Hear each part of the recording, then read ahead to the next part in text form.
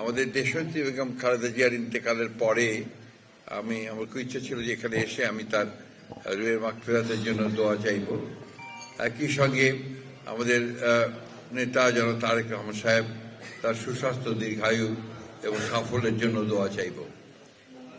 আপনারা সবাই জানেন যে আমরা একটা দীর্ঘ সময় গণতন্ত্রের পুনঃপ্রতিষ্ঠার জন্যে, গণতন্ত্রের একটা প্রাতিষ্ঠানিক রূপ দেওয়ার জন্য আমরা সংগ্রাম করেছি, লড়াই করেছি প্রায় দীর্ঘ 15-16 বছর। এবং এই 15-16 বছরে আমাদের বিএনপির শুধু প্রায় 60 লক্ষ মানুষের বিরুদ্ধে মিথ্যা মামলা দেওয়া হয়েছে। আমাদের প্রায় 20,000 নেতা কর্মীকে হত্যা করা হয়েছে।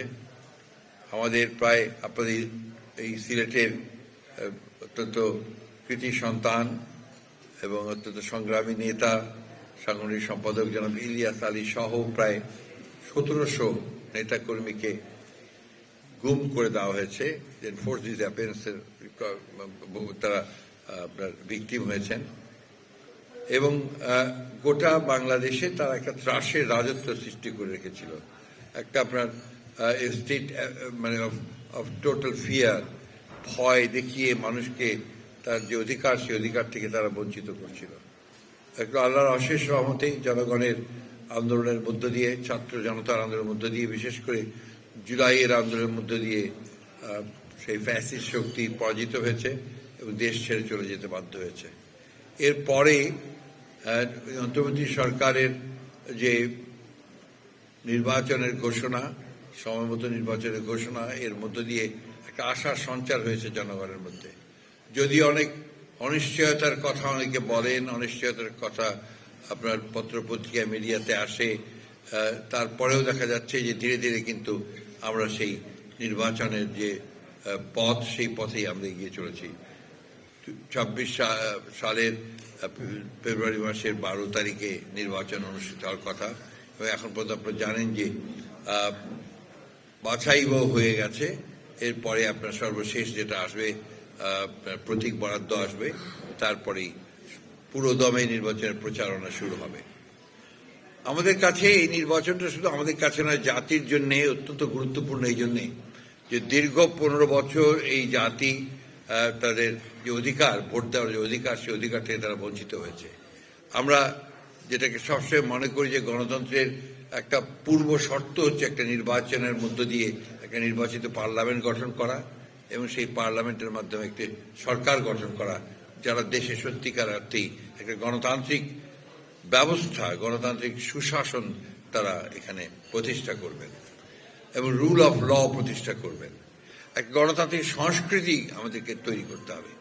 গণতন্ত্র একদিনে হয় না, গণতান্ত্রিক প্রতিষ্ঠানও একদিনে গড়ে ওঠে না।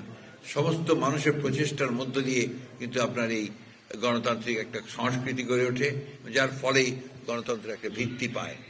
দুর্ভাগ্যক্রমে আমাদের দেশে এই কিছুদিন থেকে অন্তর্বর্তী সরকার আসার পর থেকে গত 1 বছরে একটা আপনার আমি বলবো যে একটা খুবই ভয়ঙ্কর একটা কালচারের শুরু হয়েছে, যেটা হচ্ছে মব ভায়োলেন্স, মবোক্রেসি, যেটা গণতন্ত্রকে একেবারে ধ্বংস করে দিচ্ছে। এখান থেকে সব সচেতনভাবে সবাইকে বেরিয়ে আসতে হবে এবং এর প্রতিরোধ গড়ে তুলতে হবে এবং সেটা সম্ভব একমাত্র একটা গণতান্ত্রিক ব্যবস্থা যদি আমরা চালু করতে পারি এবং সুষ্ঠু নির্বাচন করতে পারি, তাহলে সেটা সম্ভব। আমরা অত্যন্ত আশাবাদী যে আগামী যে নির্বাচন 12 তারিখে, ফেব্রুয়ারি 12 তারিখে অনুষ্ঠিত হবে, এখানে যে সমস্ত দলগুলো অংশগ্রহণ করছেন তারা অবাধ সুষ্ঠু একটা নির্বাচন তারা করবেন। ইলেকশন কমিশনও তারা অত্যন্ত আপনার কনফিডেন্ট যে তারা এখানে সুষ্ঠুভাবে নির্বাচন করতে পারবেন। গভর্নমেন্টও সেইভাবেই কাজ করছে। সুতরাং আমরা মনে করি যে নির্বাচন তার পথে, তার গতিতে এগিয়ে চলেছে। আমরা সবাই যদি তাদেরকে সহযোগিতা করি, তাহলে নিশ্চয়ই নির্বাচন কমিশন সফলভাবে একটি নির্বাচন উপহার দিতে সক্ষম হবে।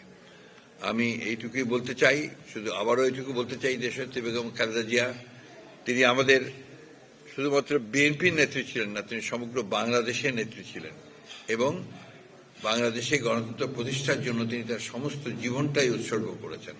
তার রাজনৈতিক জীবনের পুরোটাই হচ্ছে গণতন্ত্রের জন্য সংগ্রাম করা সেই সংগ্রাম তিনি করেছেন এবং সেই সংগ্রামের মধ্য দিয়ে আমাদের মাঝ থেকে চলে গেছেন। আল্লাহর কাছে অশেষ শুকরিয়া আদায় করতে চাই যে তার চলে যাওয়াটা হয়েছে একটা রাজকীয় চলে যাওয়া। এই দেশের মানুষ যে তাকে কত ভালোবাসত তার প্রমাণ আমরা দেখেছি এই 30 তারিখে তার জানাজার মধ্য দিয়ে আমরা সেটা লক্ষ্য করেছি। আমরা সবাই তার আত্মার মাগফিরাতের জন্য কামনা করব। তিনি যে লক্ষ্যে আন্দোলন করেছেন, কারা নির্যাতন ভোগ করেছেন, কষ্ট করেছেন, অর্থাৎ একটি গণতান্ত্রিক বাংলাদেশ তিনি দেখতে চেয়েছিলেন, সেই বাংলাদেশ যেন আমরা তাকে উপহার দিতে পারি।